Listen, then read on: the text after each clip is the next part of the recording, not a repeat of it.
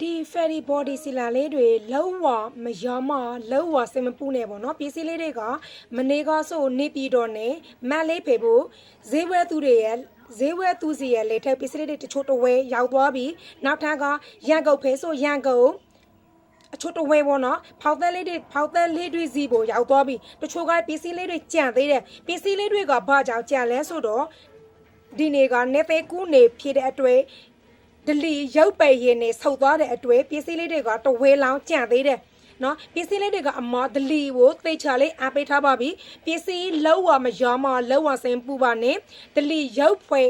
ရဖြစ်တာနေဖို့ဒီလို ferry body စီလာလေးတွေပို့ပေးပါမယ်ရှင်မမရသိတဲ့သူတွေကအမရဲ့ chest bar မှာအမြန်လာမထားလို့ရပါပြီရှင်ပစ္စည်းလေးတွေကရန်ကုန်အိတ်ကနေပို့ပေးတဲ့အတွက်ပစ္စည်းလဲမြန်တယ်ရန်ကုန်နဲ့ရန်ကုန်အထင်းမျိုးများဆိုအမကရန်ကုန်ကနေပစ္စည်းရမှာငွေချေလို့ရပါတယ်ရှင်နောက်တစ်ချက်ကမြမပြည်အောက်ဖဲပေါ့နော်ဘိတ်ဖဲနဲ့မြမပြည်အောက်ဖဲအချောမျိုးများဆိုဘိတ်အိတ်ကနေပစ္စည်းလေးတွေကိုပစ္စည်းရမှာငွေချေလို့ရပါတယ်ရှင်